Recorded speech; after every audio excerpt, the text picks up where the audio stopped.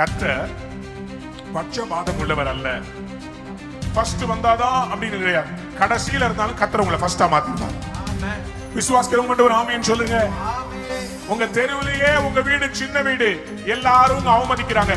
கர்த்தர் சொல்றார், உன்னை நான் உங்க சபையில, உங்க தெருவில், உங்க சமுதாயத்துல முதன்மையாக நான் வர வைக்க போகிறேன். பிந்தினோர் முந்தினோராய் மாறுவார்கள். ஒரு பிரேக் த்ரூ வரப்போகுது. யாராவது ஆமென் சொல்லுங்களேன். சத்தமா சொல்லுங்க ஆமென்.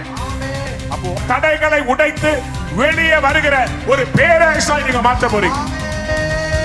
தடைகளை உடைக்கிற பேரரசி என்கிற தேவனுடைய பிள்ளையார் பேரரஸ். இன்னைக்கு கர்த்தர் உங்களை பிரேக் த்ரூவாக பார்க்க விரும்புகிறார். உங்களை கொண்டுதான் இந்தியாவில் இருக்கிற கோலியாத்தை வீழ்த்த போகிறார். உங்களை கொண்டுதான் விக்கிரகத்தின் ஆவிகளை கர்த்தர் தண்டிக்க போகிறார். உங்களை கொண்டுதான் இந்தியாவிலே எழுப்புதலை கொண்டு வர போகிறார். நீ ஒரு பேரரசாக இந்த இரவு மாற வேண்டும்.